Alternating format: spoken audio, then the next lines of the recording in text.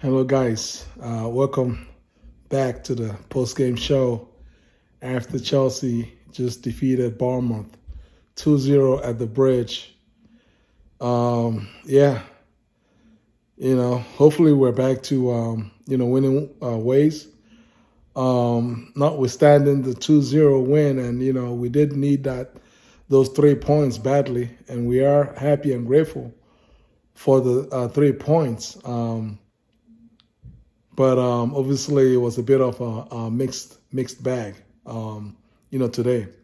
But before I go into that, please, guys, as soon as possible, hit the like button, share this video, subscribe to my channel for routine Chelsea news, guys. The first half, basically, Graham Potter had implemented a 4-3-3, and yeah, it's obvious that is his preferred tactics. Going forward, it's going to be four guys at the back. It's going to be three midfielders, and then three forwards. And that's his way. In terms of high energy, in terms of just trying to create things, trying to create passing angles, create scoring chances, quick passing, quick crossing, and obviously playing out of the back calmly. That obviously helps with Kepa back in goal. Kepa was back to being his best, which so far this season he's been one of the best goalies in the league. And so we are grateful to have Kepa back. First half again, we had started on the front foot. Our boys were high, they were flying. It's Christmas, guys are happy.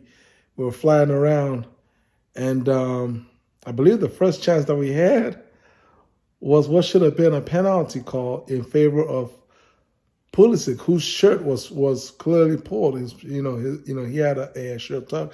They tugged his shirt in the box, and it affected his shot. That should have been a PK. The referee, waved it off, and so we said, all right, we're just going to keep balling. Soon after that, Mason Mount had the key pass, brilliant key pass to Raheem on the right wing, and Raheem,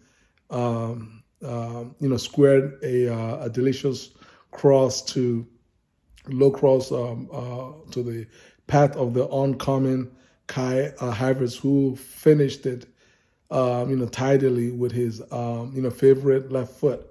We're up 1-0.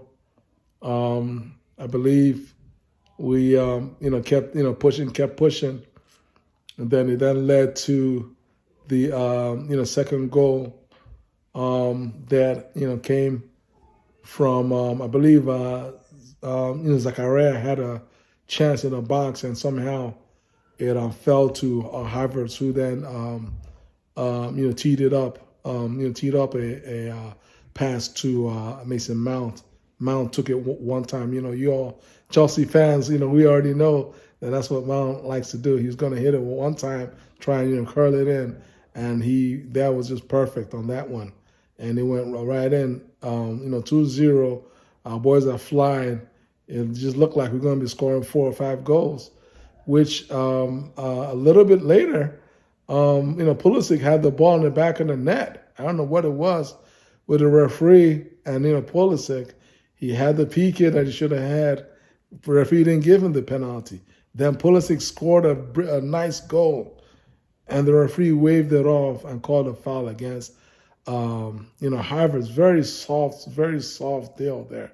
50-50, Havertz went against the offender in the box and won the ball, and the call was blown against him. Obviously, Pulisic scored on the rebound from Havertz, winning that ball, and that would have made it 3-0 game over in the first half, but the referee canceled that.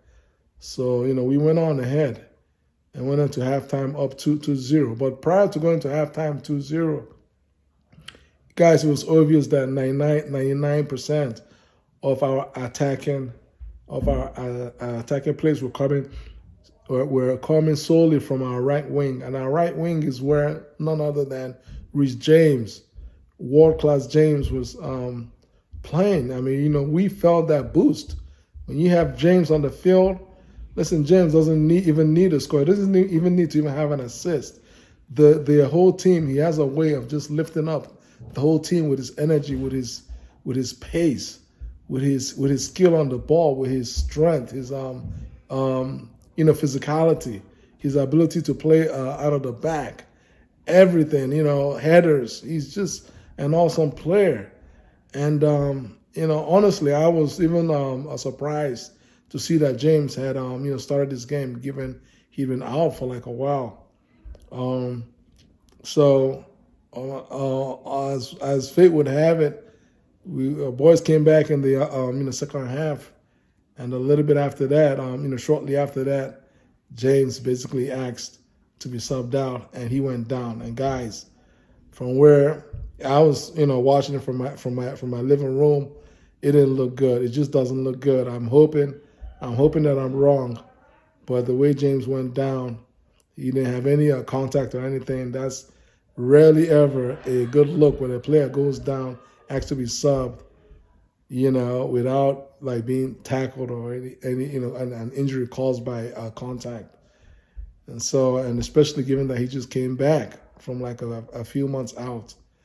Let's just hope and pray, fingers crossed, guys, that James is not out for like a while, because James is one of our most influential players, period. So, of course, once James left, I mean, that was a wrap for Chelsea. I mean, our game was done. In terms of our offensive push, everything kind of grinded to a halt. We brought in Aspi, Qualta, to replace James.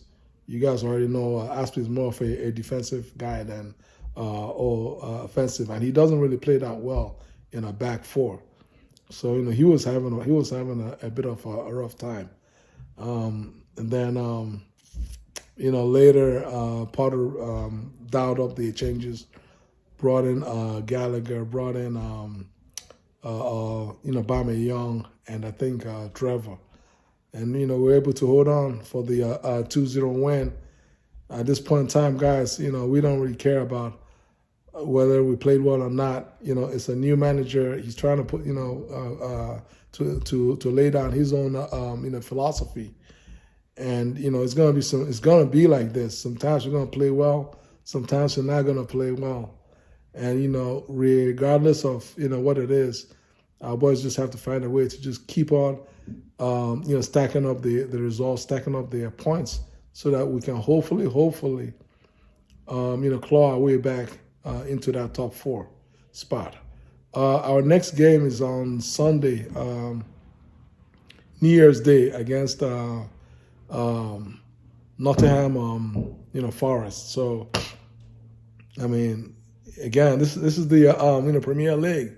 There's no such thing as an easy 3 points.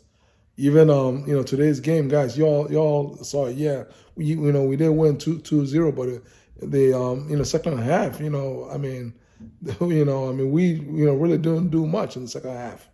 So let's just hope that our boys keep pushing forward. We're gonna need those 3 points so we can close in and get a little bit closer to that top 4 race. Guys, how do you all feel about today's performance? Please comment below, like this video, share this video, and subscribe to my channel. Take care and God bless you all. Peace.